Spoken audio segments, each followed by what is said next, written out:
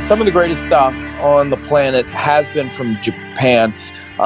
Heels and faces are not really a thing in Japan. It is more of a sport. It is treated like a sport. And some of the most diabolical, nastiest heels on the planet, such as Bruiser Brody and Stan Hansen, who used to actually abuse fans, like hit them on their way to the ring and stuff. They always thought when they got hit with the bull rope, which is not a fun thing.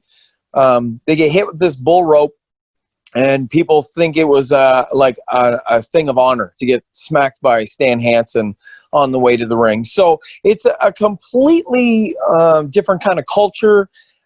There is really no good guys, bad guys here. It's just you'll see from town to town or whatever arena they're at, they'll give more support for one or go for the other. But basically what they're really into is just wrestling as a whole. So they're basically, everyone over there is mentally thinking like I think every day. Like, I love bad guys, I love good guys, I just love the like professional wrestling. I just love professional wrestling. Ogawa is used to using tactics like poking in the eyes, raking the eyes, doing sneaky little tactics, which in Japan, fans view it as that cheeky kind of wrestling where you're poking the eyes, you're choking or whatever. They almost take it as being more babyface. It's more, they think it's funny for some reason, and it gets over more. So it's definitely going to be a culture shock for people that are used to more North American style professional wrestling. So obviously the guy wearing the Stone Cold Steve Austin leather vest, that's Ogawa.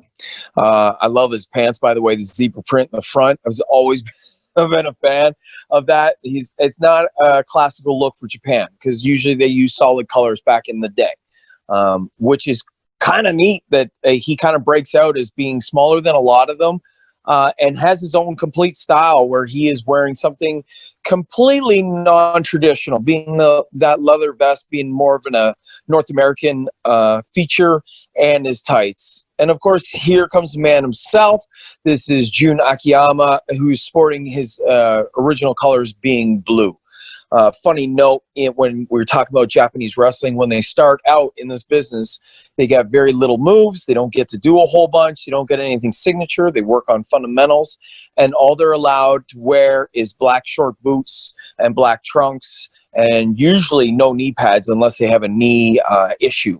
They're not allowed to wear anything that makes them stand out. What they're supposed to stand out with is selling and fire. So the more intense, the more spirit they look like they have.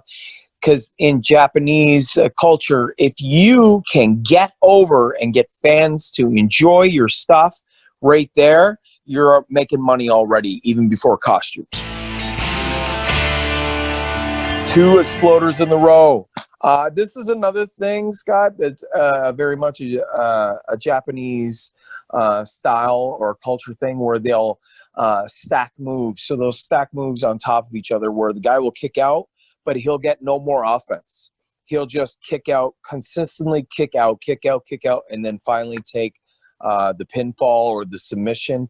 And it's just their way of work over there is, it's not about the moves, it's not about being flashy, it's all about the amount of heart a person has or the wrestler has. So if he shows fight, even though he's totally done for, that's what puts him over. And as you can see, Misawa makes it to the ring, raises his hands. As you can tell, like I said, this is really Ogawa's real. Like, he's been in the business a while, but this is his I Just Made You match.